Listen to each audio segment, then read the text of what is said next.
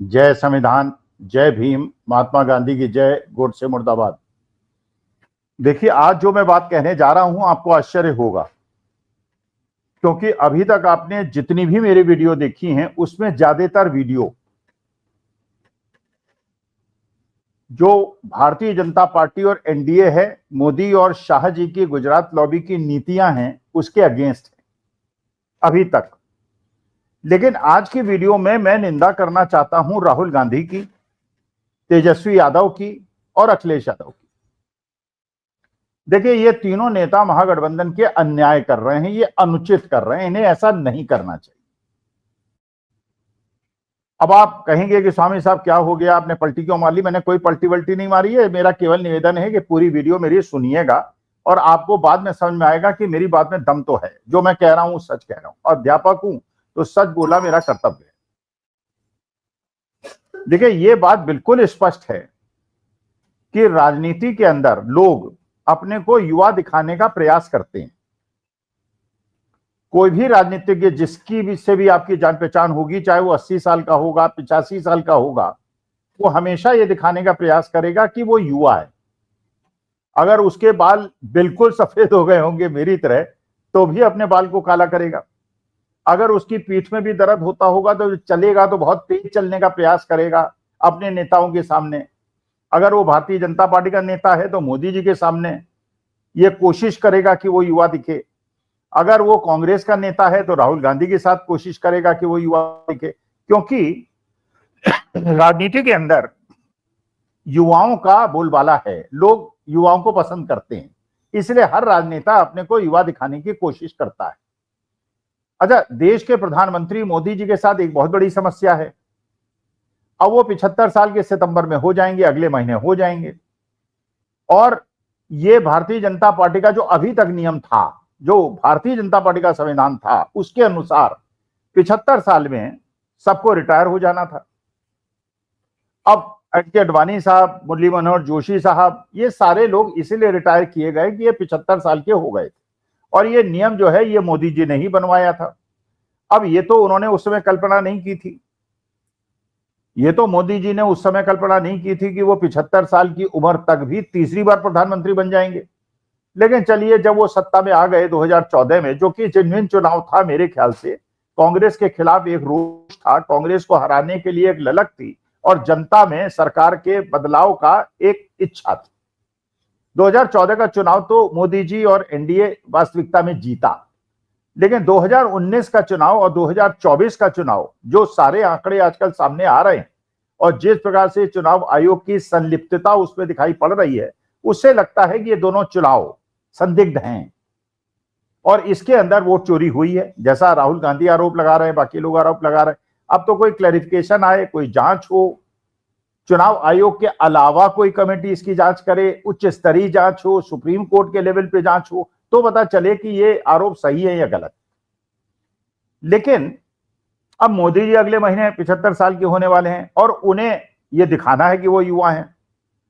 अब मुश्किल जो इन्होंने पैदा कर दी है अखिलेश यादव ने, तेजस्वी यादव ने और राहुल गांधी ने, जो उन्हें नहीं करना चाहिए, मेरे ख्याल से अन्याय है। जैसे मैं बुजुर्ग हूं, वृद्ध आदमी हूं, 73 साल का हूं, और मानी बात है कि युवा से अगर मुझे कॉम्पीट करना पड़ेगा फिजिकल एक्टिविटीज में, तो मैं हल्का पड़ूंगा।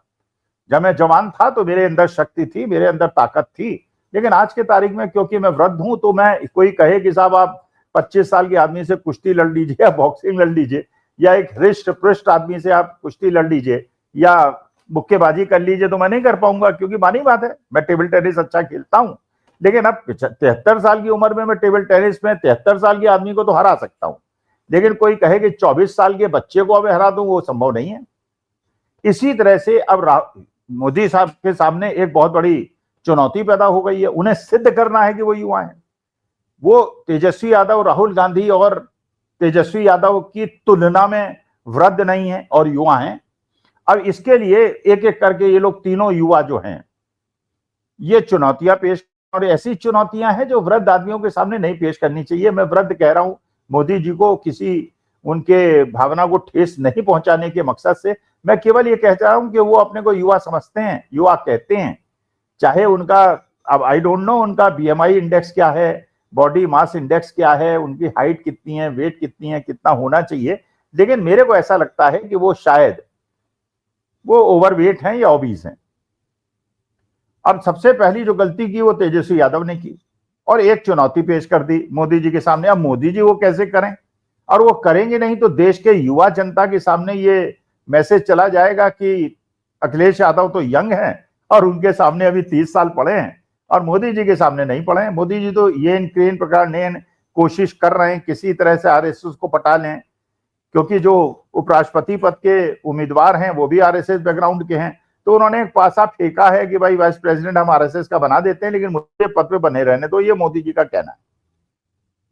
अब सवाल यह है कि अगर ये अखिलेश यादव इस तरह से जब उनको रोका जाएगा और बैरिकेड्स लगाए जाएंगे, तो एक इतना बड़ा नेता अगर बैरिकेड्स को चढ़ के क्रॉस कर देगा तो एक चुनौती तो पैदा हो गई मोदी जी के लिए, क्योंकि यही चीज दिखाने के लिए, अपने को युवा दिखाने के लिए और अखिलेश यादव की तुलना में अपने को बलिष्ठ दिखाने के लिए, युवा दिखाने के लिए, अगर मोदी जी बैरिकेड्स को क्रॉस करने का प्रयास करेंगे तो उन्हें चोट लग सकती है।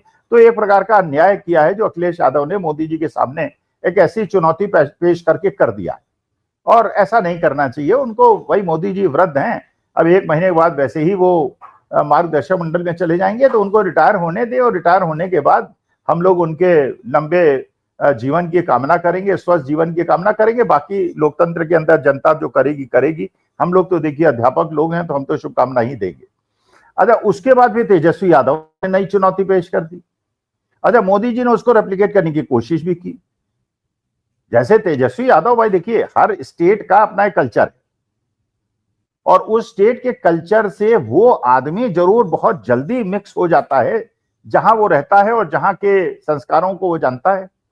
भाई आप जानते हैं ईस्टर्न यूपी के अंदर, बिहार के अंदर खैनी बहुत खाई जाती है। ये गुजरात और राजस्थान में उतनी ज्यादा, वहां पे अलग टाइप के अपने वो है शौक। पान बहुत ज्यादा खाया जाता है, बहुत सारे एरियाज में पान बिल्कुल नहीं खाया जाता, कई जगह खाया जाता है, कई जगह ढोकला फाफड़ा खाया जाता है, कई जगह डोसा इडली खाई जाती है, कई जगह उड़द की दाल और रोटी खाई जाती है, कहीं कुछ और खाया जाता है। तो हर जगह की वेशभूषा संस्कार हर तरह से अलग है। अब ये तेजस्वी यादव ने जो एक नया लगाया, जब लाखों लोगों की भीड़ उनके सामने उमड़ी तो उन्होंने अपना अंगूछा हिलाया। अब ये अंगूछा हिलाना जो है ईस्टर्न यूपी और बिहार का कल्चर है, क्योंकि एक प्रकार से वो रिस्पॉन्ड करते हैं, एक प्रकार से वो लोगों से मिक्सअप करते हैं, एक प्रकार से मैसेज देते हैं मॉब को या क्राउड को या अपने समर्थकों को कि हम जो है आपकी भावनाओं को समझते हैं और आप जिस प्रकार से अपना अंगूछा हिला रहे हैं हम भी हिला रहे हैं। अच्छा, मोदी जी ने उसको रेप्लिकेट करने के लिए क्या किया, ये पुल के ऊपर खड़े हुए और जनता तो अंगूछा नहीं हिला रही है, वहां पे खुद ही अंगूछा हिलाने लगे just to replicate Tejashwi Yadav. तो तेजस्वी यादव ने किया, उसके लिए एक चुनौती पेश हो गई मोदी जी के सामने। अच्छा, अब ये तेजस्वी अखिलेश को तो छोड़ दीजिए, राहुल गांधी और बड़ी बड़ी चुनौतियां पेश कर रहे हैं। अच्छा, ये चुनौतियां मोदी जी क्योंकि 75 साल के हो गए वो कर भी नहीं सकते। भाई एक बार उन्होंने क्या किया, वो हरियाणा में चले गए और धान की रुपाई करने लगे। अच्छा, उसके बाद वो चले गए, वो सुल्तानपुर में एक मोची के यहां जाके बैठ गए, उन्हीं के साथ पानी पीने लगे। फिर वो रेलवे स्टेशन पे चले गए, वहां कुली के जो अटैची है अपने सिर पे। अब ये मोदी जी से अपेक्षा नहीं कर सकते ना, 75 साल के मोदी जी जो लाखों रुपए का सूट पहनते हैं, जूता पहनते हैं, चश्मा पहनते हैं, पेन लगाते हैं और इंपोर्टेड कार में घूमते हैं, 9 करोड़ की कार में घूमते हैं और 8,000 करोड़ के हवाई जहाज में घूमते हैं, उनसे अपेक्षा करेंगे कि अटैची अपने सिर पे लेके चलेंगे। लेकिन वो राहुल गांधी ने चुनौती पेश कर दी। अब राहुल गांधी ने एक और चुनौती बिहार के अंदर पेश कर दी, वो अपना रॉयल एनफील्ड बुलेट मोटरसाइकिल पे चल के अपना उन्होंने मोटरसाइकिल चला दी। अब ये बताइए कि मोदी जी अभी क्या बुलेट चलाएंगे? अगर बुलेट चलाएंगे, उन्हें बुलेट चलानी आती है, आई डोंट नो, संभाल पाएंगे, आई डोंट नो। फिर वो मखाने की खेत पे उतर गए राहुल गांधी। अब ये बताइए, मोदी जी को भी रेप्लिकेट तो करना पड़ेगा, जनता को मैसेज तो देना ही है कि केवल ये अखिलेश, तेजस्वी और राहुल नहीं कर सकते, मैं भी कर सकता हूं। अगर तालाब के अंदर चलिए, राहुल तो वो हैं जो डाइविंग भी कर सकते हैं, जो स्विमिंग भी कर सकते हैं। और बताते हैं जैसे वो यात्रा कर रहे हैं तो यात्रा शुरू होने के पहले 10 किलोमीटर वो रन करते हैं, क्योंकि भाई एथलीट बॉडी है और he can do it, but Modi ji can't do it. अब मोदी जी के लिए मोटरसाइकिल पे चलाना, अटैची को अपने सिर पे लेके चलना और मखाने के तालाब में उतरना, तालाब में पैर फिसल जाए तो बड़ी मुश्किल है। तो ये समस्या जो ये लोग कर रहे हैं, ये युवा हैं, भाई मानी बात है, आप लोग 50 साल की उम्र के आसपास के लोग हैं तो आप तो ये कर सकते हैं, लेकिन 75 साल का आदमी जो 1 महीने के बाद मार्गदर्शक मंडल में जाना है वो कैसे कर सकता है? तो उनके सामने ऐसी कठिन चुनौतियां आप लोग क्यों पेश कर रहे हैं? भाई राजनीतिक लड़ाई लड़िए, आप बताइए जो आप कह रहे हैं चुनाव आयोग के बारे में, जो आप बता रहे हैं कि आपको अमेरिका, आप तो कह रहे थे आपका डंका बोल रहा है, विश्व के अंदर डंका बोल रहा है, अमेरिका से आपकी खुट्टी हो गई है, अब आप चीन और जापान जा रहे हैं, चीन वाले आपके साथ क्या करेंगे किसी को कुछ नहीं पता है। तो विदेश नीति पे आप बात कीजिए, आप आर्थिक नीति पे बात कीजिए, आप अग्निवीर पे बात कीजिए, आप बिहार के अंदर इंडस्ट्री न लगने पे बात कीजिए, लेकिन जो ये आप मैसेज दे रहे हैं तेजस्वी यादव, अखिलेश यादव और राहुल गांधी कि मोदी जी को कि आओ तुम दिखाओ, अगर 75 साल में रिटायर नहीं होना तो दिखाओगे तुम युवा हो, उसी युवा होने के चक्कर में गए मोदी जी को परमेश्वर न करे उनको कोई चोट वोट लग जाए। तो मैं तो उनके लंबी उम्र की कामना करता हूं और उन्हें यह सोच कहता हूं कि भाई 1 महीने के बाद आप रिटायर हो जाएं, उसका बिहार इलेक्शन जो नया नेता होगा वो देखा जाएगा। आप अपने से निवृत्त होइए और अभी इस उम्र में आपको जो है मेरे ख्याल से अवकाश ले लेना चाहिए, और ये तेजस्वी, अखिलेश और राहुल जो ये आपको चैलेंजेस दे रहे हैं इनको स्वीकार करने की कोई आवश्यकता नहीं है। नमस्कार, धन्यवाद, प्रणाम।